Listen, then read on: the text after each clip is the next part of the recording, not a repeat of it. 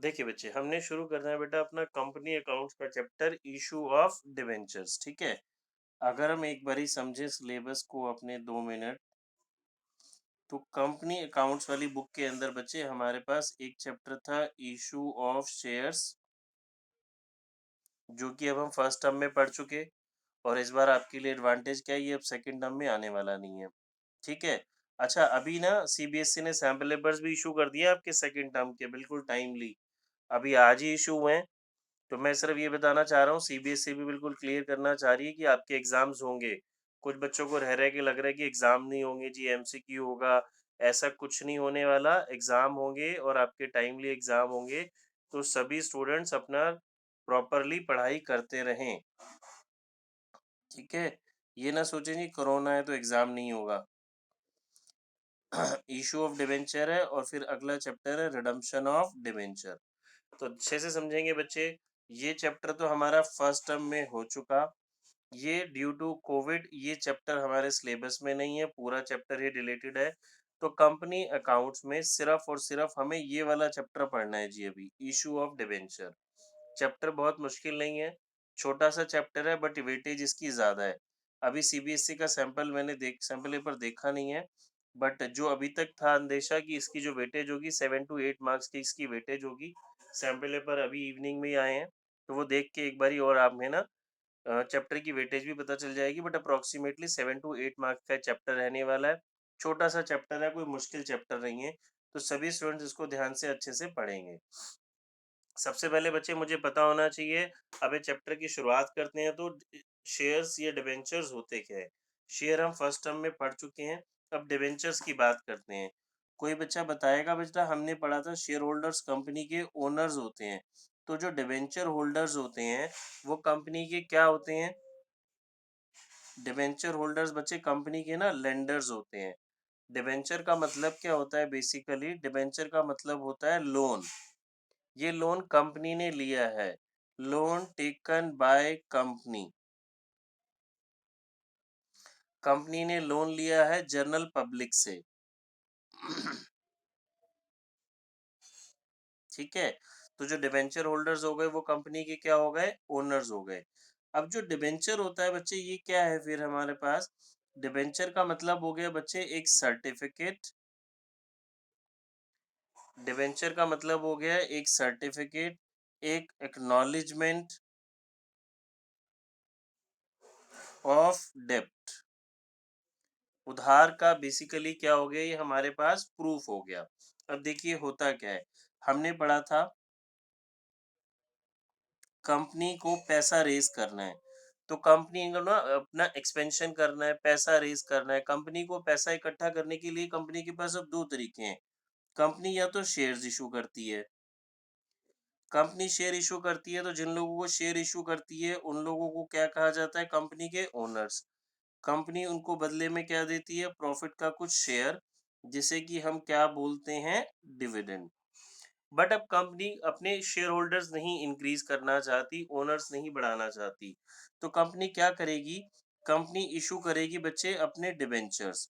Debenture का मतलब क्या होता है? कंपनी जनरल पब्लिक से पैसा बोरो कर रही है, उधार ले रही है। जिन लोगों को कंपनी ने डिबेंचर बेचा, मतलब जिन लोगों को कंपनी ने डिबेंचर सेल किया, जिन्होंने कंपनी के डिबेंचर्स परचेज किए, वो लोग क्या कहलाएंगे? कंपनी के डिबेंचर होल्डर्स। क्या कहलाएंगे बच्चे? Debenture holders. शेयर्स के केस में उनको मिल रहा था प्रॉफिट का कुछ हिस्सा, जिसे कि हम डिविडेंड बोलते थे। डिबेंचर के केस में डिबेंचर होल्डर को कंपनी क्या पे करेगी बच्चे? इंटरेस्ट पे करेगी। अब देखो, मैं किसी से लोन लेता हूँ, तो लोन के बदले में मुझे क्या चुकाना पड़ता है? इंटरेस्ट। और क्या इंटरेस्ट का रेट घटता बढ़ता रहता है? नहीं। इंटरेस्ट का रेट क्या रहता है बच्चे? फिक्स्ड रहता है। कंपनी एक फिक्स्ड रेट से डिबेंचर होल्डर को इंटरेस्ट पे करती है एनुअली। जो इंटरेस्ट होता है, क्वेश्चन साइलेंट होता है, तो वो एनुअली रेट का जो रेट ऑफ इंटरेस्ट होता है वो पर एनम होता है। इंटरेस्ट एनुअली हम पे करते हैं अपने डिबेंचर होल्डर्स को। अब हम शेयर और डिबेंचर में थोड़ा थोड़ा सा और डिफरेंस की बात कर लेते हैं, समझ लेते हैं दोनों में डिफरेंस ढंग से क्या होता है जी। देखिए, जब कोई पर्सन कंपनी के शेयर्स में पैसा इन्वेस्ट करता है, तो हमने देखा वो कंपनी का क्या बन जाता है, ओनर। डिबेंचर में इन्वेस्ट करता है तो वो कंपनी का क्या बन जाता है, लेंडर। यहाँ उसे मिलता है प्रॉफिट, यहाँ उसे क्या मिलता है, इंटरेस्ट। जो प्रॉफिट होता है बच्चे, क्या वो फिक्स होता है जी, नहीं। जो प्रॉफिट का अमाउंट या रेट होता है वो फिक्स नहीं होता, बट जो डिबेंचर का इंटरेस्ट होता है बच्चे, वो एक फिक्स्ड अमाउंट से मिलता है। शेयर में जब कोई पैसा इन्वेस्ट करता है, जब कंपनी का कोई पर्सन शेयर होल्डर बनता है, तो वहां पे बच्चे रिस्क ज्यादा होता है और रिटर्न भी ज्यादा होती है। शेयर में इन्वेस्ट करने से रिस्क ज्यादा होता है और रिटर्न भी उसको, शेयर होल्डर को, ज्यादा मिलती है। डिबेंचर में जब हम पैसा इन्वेस्ट करते हैं तो एज कंपेयर टू रिस्क हमारा, as compare to shares, debenture holder का रिस्क कम होता है और रिटर्न भी कम होती है। जैसा कि हमें पता है बच्चे, हम पढ़ते आते हैं, जहां रिस्क ज्यादा होता है वहां रिटर्न ज्यादा होती है, जहां रिस्क कम होता है वहां रिटर्न कम होती है। जो डिबेंचर्स होते हैं ना बच्चे, वो सिक्योर्ड भी हो सकते हैं। सिक्योर्ड मतलब जब कंपनी डिबेंचर इशू करती है, जब मैं लोन लेता हूं तो हमने देखा होगा, जब कभी हम लोन लेते हैं तो कंपनी जो लोन देती है हमें, वो कुछ कहती है ना कि जी आप कुछ सिक्योरिटी रखवाइए। और डिबेंचर का मतलब क्या है, सॉरी, हम पढ़ रहे हैं कि डिबेंचर का मतलब क्या है, उधार है, लोन है। तो इसके अगेंस्ट हमें क्या रखवानी पड़ेगी जी, सिक्योरिटी रखवानी पड़ेगी। तो डिबेंचर क्या होते हैं, सिक्योर्ड भी होते हैं, अनसिक्योर्ड भी होते हैं।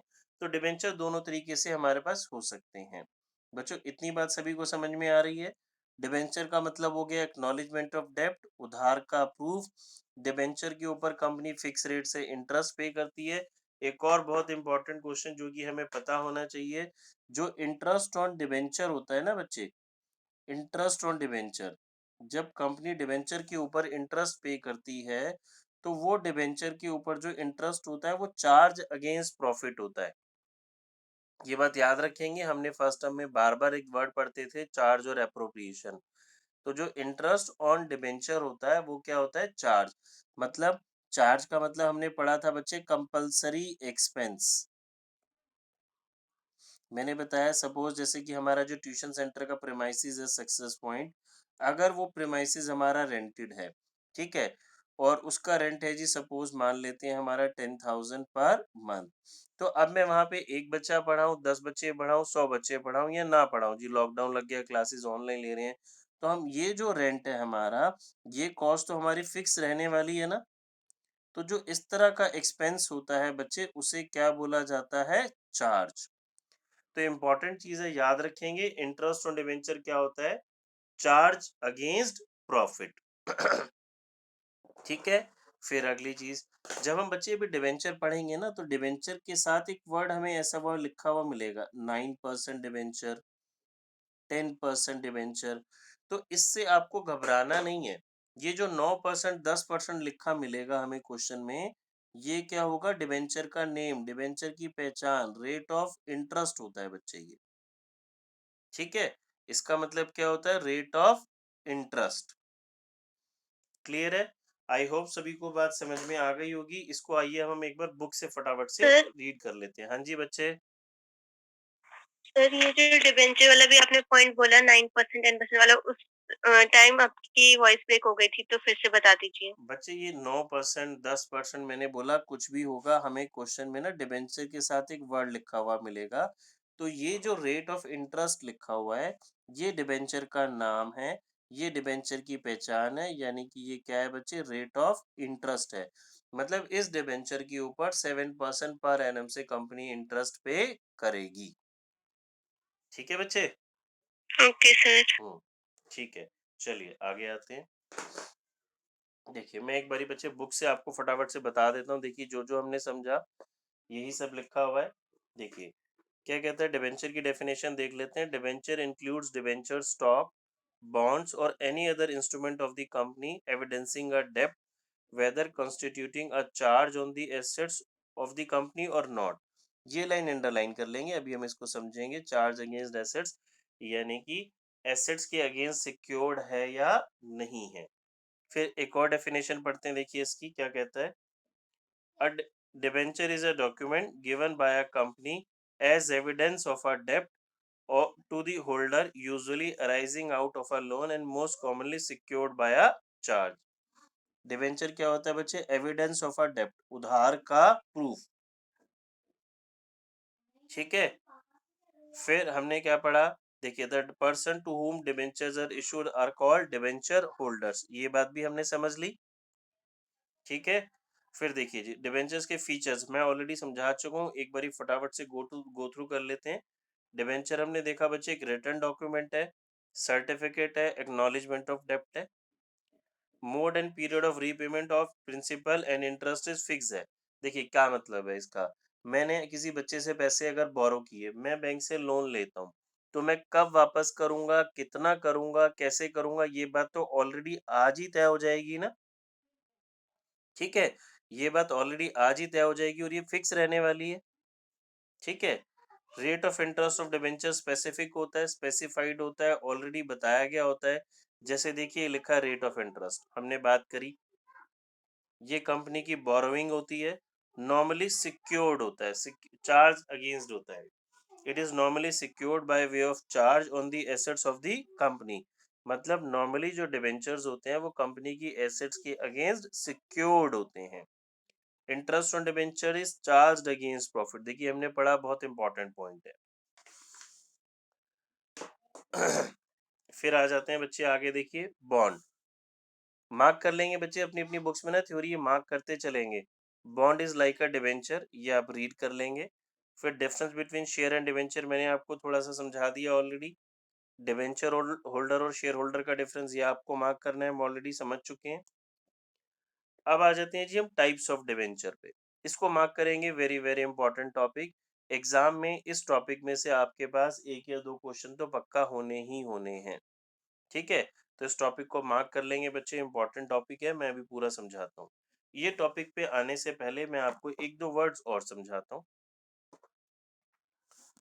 बच्चे। एक वर्ड है हमारे पास आएगा रिडम्पशन। ठीक है, रिडम्पशन का मतलब होता है बच्चे रीपे, रीपेमेंट। देखिए जैसा मैंने आपको बताया, डिबेंचर में ना हमारे पास दो चैप्टर्स हैं बच्चे, एक है इशू ऑफ डिबेंचर और एक है रिडम्पशन ऑफ डिबेंचर। ये चैप्टर तो कोरोना सिलेबस में पूरा डिलीटेड है, तो हमने चैप्टर यही पढ़ना है जो हम पढ़ रहे हैं अभी, इशू ऑफ डिबेंचर। बट ये वर्ड बार बार आएगा, रिडम्पशन ऑफ डिबेंचर, तो हमें इसका मीनिंग पता होना चाहिए, घबराना नहीं है जी, ये देखते सार हम बोले जी ये तो चैप्टर ही सिलेबस में नहीं है। वो चैप्टर नहीं है, हमें रिडम्पशन की एंट्रीज, रिडम्पशन के मेथड्स नहीं पढ़ने, बट रिडम्पशन क्या होती है वो तो हमें पता होना जरूरी है। रिडम्पशन मतलब रीपेमेंट। मैंने क्या बताया बच्चे, डिबेंचर क्या है हमारा? लोन। तो जब मैं लोन आपसे लूंगा, पैसे बोरो करूंगा, तो कब वापस करूंगा, कितना करूंगा, कैसे करूंगा, इसकी बात तो आज ही होगी ना। आज ही आप मेरे से पूछोगे ना कि सर आप पैसा बोरो तो करने के लिए आप बोल रहे हो कि हमें पैसा उधार दे दो, लेकिन कब, कितना, कैसे वापस करोगे ये भी तो बताओ। तो ये बात क्या हो गई बच्चे मेरी, रिडम्पशन। तो हमारे हर इशू के क्वेश्चन में रिडम्पशन की बात भी होगी, तो हमें रिडम्पशन की बात से घबराना नहीं है। रिडम्पशन का मतलब रीपेमेंट।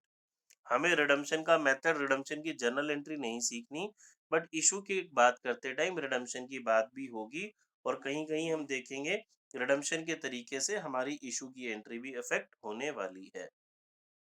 क्लियर है जी? तो रिडम्पशन का मतलब रीपेमेंट, रिडम्पशन की बात भी बार बार होती रहेगी क्वेश्चन में। चलिए जी आगे आ जाते हैं, बुक से समझते हैं जी। डिबेंचर कैन बी क्लासिफाइड और categorised on the basis of, ये बहुत इंपॉर्टेंट टॉपिक है जैसा कि मैं आपको बार बार बोल रहा हूँ। सिक्योरिटी पॉइंट ऑफ व्यू से, रिडम्पशन से, रजिस्ट्रेशन से, कन्वर्टेबिलिटी से, फोर टाइप्स को डिबेंचर को कैटेगराइज किया गया है। हमें ये नहीं पूछेगा कौन सी कैटेगरी का नाम बताइए, हमें एग्जाम में इनमें से कोई भी एक नाम उठा के पूछ लेगा, हमें इसमें से कोई भी एक नाम उठा के पूछ लेगा और वो बोलेगा जी बताइए आप ये डिबेंचर की एग्जांपल बताइए, इसका मीनिंग समझाइए, या ये क्या होता है। देखिए पढ़ते हैं। सिक्योरिटी पॉइंट ऑफ व्यू से बच्चे दो तरह के डिबेंचर्स हो गए मेरे पास, सिक्योर्ड और अनसिक्योर्ड। सिक्योर्ड का मतलब हो गया वो डिबेंचर जिनके अगेंस्ट कंपनी ने कोई सिक्योरिटी रखवाई हुई है। मतलब जब हमने लोन लिया, कंपनी ने लोन लिया, कंपनी ने डिबेंचर इशू करे, तो उन डिबेंचर्स के अगेंस्ट कोई कंपनी ने सिक्योरिटी रखी। Unsecured as the name suggest, ये अनसिक्योर्ड है, इनके अगेंस्ट कोई सिक्योरिटी कंपनी ने नहीं रखवाई। ठीक है, देखिए बुक से रीड करते हैं। Secured debentures are those debentures which are secured by either fixed or fluctuating charge. Fixed भी हो सकता है, fluctuating भी हो सकता है on the assets of the company.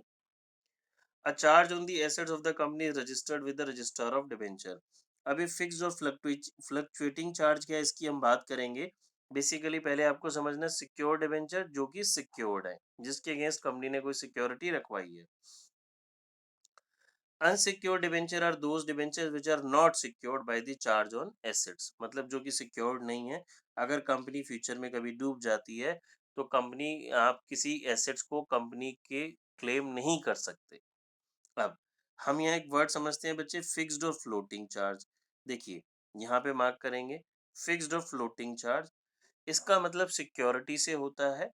Fixed charge से क्या मतलब हो गया? फिक्स्ड चार्ज से मतलब हो गया कंपनी जब कोई स्पेसिफिक एसेट्स का बिल्कुल आपको स्पेसिफिकली बताती है जी, ये एसेट्स डिवेंचर के अगेंस्ट सिक्योर्ड है, like land, building, plant, machinery, तो वो फिक्स्ड चार्ज हो गया। अगर कंपनी ने किसी एसेट्स का, स्पेसिफिक एसेट्स का नाम नहीं लिया तो वो फ्लोटिंग चार्ज हो गया। ठीक है, देखिए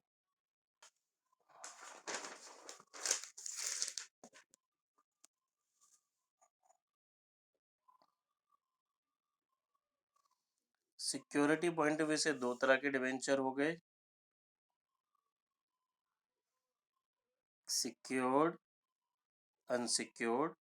सिक्योर्ड में दो हो गए बच्चे मेरे पास, फिक्स्ड चार्ज और फ्लोटिंग चार्ज। फिक्स्ड चार्ज का मतलब अगर कोई एसेट्स हमारी फिक्स्ड है, स्पेसिफिक एसेट, ठीक है जी, और यहाँ पे कोई स्पेसिफिक एसेट की बात नहीं है। कंपनी ने बोल दिया जी एसेट्स रख, हमारी जो एसेट्स है उसके अगेंस्ट हम सिक्योर कर रहे हैं, कौन सी एसेट ये स्पेसिफाई नहीं किया गया। बात समझ में आ गई बच्चे सभी को? किसी को कोई डाउट हो तो पूछ लेंगे।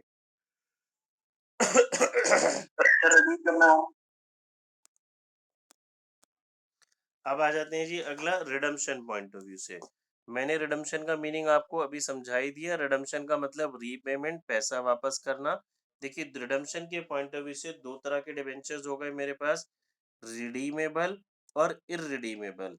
एज द नेम सजेस्ट, ये वो डिबेंचर्स हो गए जिनकी रिडम्पशन की डेट मतलब फिक्स है, डेट ऑफ मैच्योरिटी कब वापस करना है उसकी बात हो गई है। इररिडीमेबल, जिसकी रिडम्पशन नहीं होनी, पैसा वापस नहीं करना। इररिडीमेबल डिबेंचर्स वही होंगे जिसका कब पैसा company during the life time वापस नहीं करेगी, कंपनी जब बंद होगी तभी इन डिबेंचर होल्डर्स का पैसा वापस किया जाएगा। देखिए redeemable debentures are those debentures that are repayable by the company on maturity। Maturity मतलब जो भी हमारा स्पेसिफिक टाइम पीरियड है, 5 साल, 3 साल, 10 साल, जितने की बात हुई है। irredeemable debentures are those debentures that are not repayable during the lifetime of a company and hence are repaid only when the company is wound up। जब कंपनी बंद होगी तभी कंपनी इनका पैसा वापस करेगी। रजिस्ट्रेशन पॉइंट ऑफ व्यू से बच्चे दो तरह के डिवेंचर हो गए, रजिस्टर्ड और बियरर। देखिए मैं आपको इसके लिए एक एग्जांपल से समझा देता हूँ, बहुत इजीली समझ में आ जाएगा।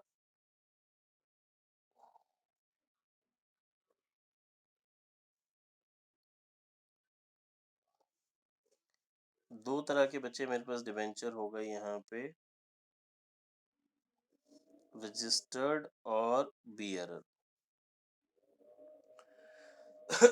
रजिस्टर्ड डिवेंचर का मतलब हो गया बच्चे जिन डिवेंचर होल्डर्स का नेम, एड्रेस, बैंक डिटेल, सब कुछ ईच एंड एवरीथिंग कंपनी के पास रजिस्टर्ड है।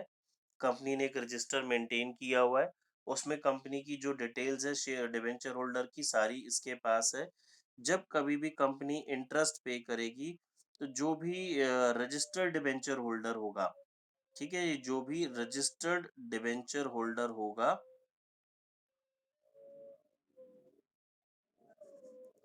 उसको इंटरेस्ट मिलेगा। देखिए मैं एक एग्जांपल से बताता हूँ। सपोज मेरे पास जी एक स्कूटी है, मेरे पास एक स्कूटी है, ये स्कूटी चोरी हो गई जी, ठीक है? ये स्कूटी चोरी हो गई, बट इसका जो नेम, एड्रेस, डिटेल, अता-पता गवर्नमेंट के रिकॉर्ड्स में तो मेरा ही है ना। अब इससे कुछ भी मिसचीफ होता है, कुछ भी आतंकवादी घटना हो गई, कह लीजिए कुछ भी मिसहैपनिंग होती है, तो गवर्नमेंट पुलिस तो मेरे को पकड़ेगी ना, क्योंकि इसका डाटा, जिसे कि हम बोलते हैं आरसी वर्ड बोल देते हैं, जो भी इस स्कूटी का पेपर वर्क है, वो मेरे पास कंपनी की गवर्नमेंट की बुक्स में मेरे नाम पे रजिस्टर्ड है। तो इसके साथ कुछ भी होगा तो मेरे ही नाम जुड़ेगा, समझ में आ गई? अब ये स्कूटी चाहे मैं अब सेल करना चाहूँ या चोरी हो गई, कुछ भी, तो इसके लिए मुझे एक प्रॉपर पेपर वर्क करने की ज़रूरत होगी। गवर्नमेंट के रिकॉर्ड्स में, आरसी में, ट्रांसपोर्ट डिपार्टमेंट में नाम चेंज कराने की ज़रूरत होगी ना। जस्ट ये मैंने मान लीजिए कि स्कूटी किसी को बेच दी और उससे पैसे ले लिया, तो क्या ये ट्रांसफ़र हो गई जी? नहीं, जस्ट पैसे ट्रांसफ़र हुए, वो जो आपका जो भी व्हीकल है, वो तो हमारे नाम ही रहने वाला है। तो सेम रजिस्टर्ड डिबेंचर क्या होता है, जब कभी भी हम रजिस्टर्ड डिबेंचर को सेल करते हैं, तो उसको ट्रांसफ़र कराने के लिए जस्ट वो डिलीवरी से ट्रांसफ़र नहीं होगा, उसके लिए प्रॉपर एक पेपर वर्क होगा। उस डिबेंचर होल्डर का नाम, अता-पता कंपनी के रिकॉर्ड्स में चेंज कराना पड़ेगा। बियरर डिबेंचर का मतलब क्या हो गया बच्चे, एक नोट से समझते हैं, जो करेंसी नोट होता है हमारा, करेंसी नोट होता है। मेरा 500 का नोट जी गिर गया, गुम गया, मिस्टर ए को मिल गया, तो ये किसका हो गया? मिस्टर ए का हो गया। क्या मैं प्रूव कर सकता हूँ वो नोट मेरा है? बिल्कुल नहीं। तो बियरर का मतलब हो गया इजीली ट्रांसफरेबल, जिसका पास है उसी का है जी ये तो। इसको सेल करने के लिए, बेचने के लिए, ट्रांसफर करने के लिए कोई पेपर वर्क की ज़रूरत नहीं होती। बात समझ में आ गया? रजिस्टर्ड के लिए प्रॉपर आपको पेपर वर्क करना है, रिकॉर्ड में सब कुछ चेंज कराना है, और बियरर में ऐसा कुछ नहीं है। देखिए पढ़ते हैं यहाँ पे क्या लिखा है। Registered debenture are the debentures that are registered in the company's record in the name of holder. जैसे कि हमने अपने व्हीकल के केस में, स्कूटी के केस में बात करी थी। Principal and interest of such debentures is payable to the registered debenture holders को ही मिलेगा।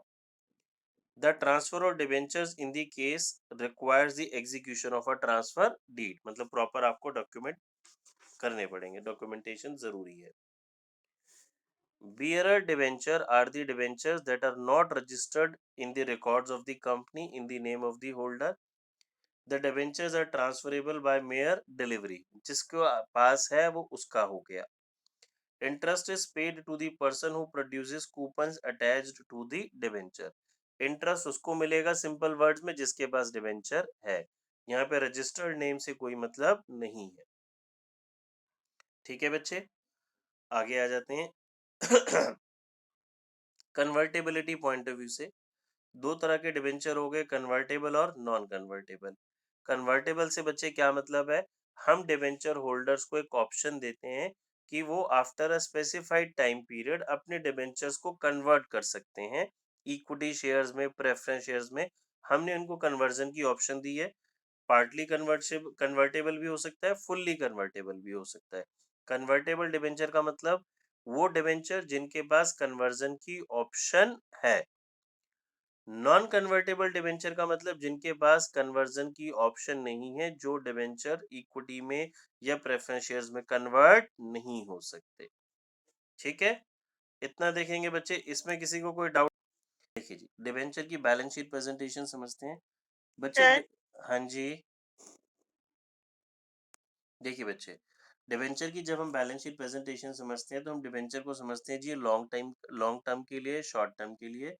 जनरली डिबेंचर हमारा लॉन्ग पीरियड के लिए ही होता है, ठीक है। Let's say 3 years, 5 years, 10 years, तो ये लॉन्ग टर्म हो गया बच्चे। तो बैलेंस शीट में ये हमारी कौन से हेड के अंदर आएगा?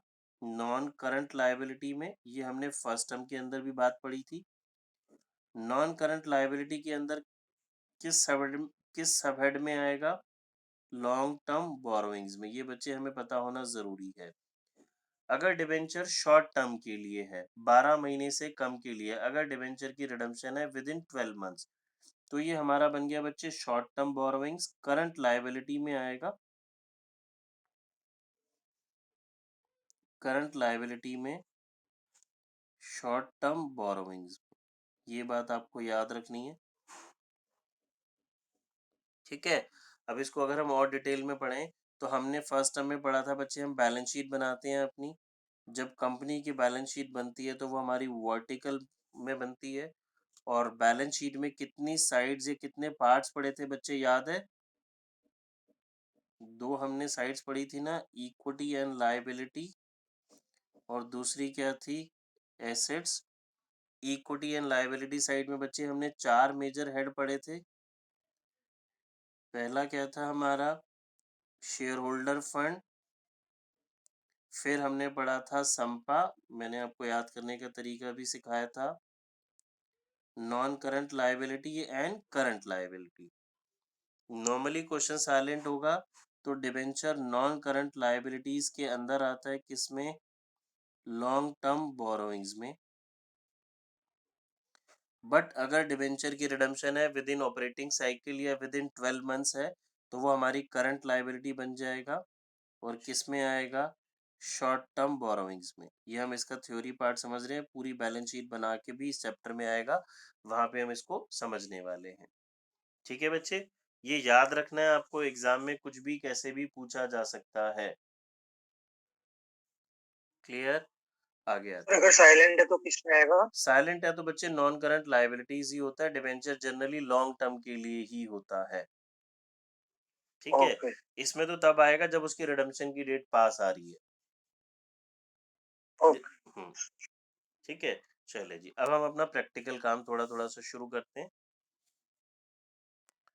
प्रैक्टिकल के लिए बच्चे एक बार फिर हम ना रीजॉइन कर लेते हैं।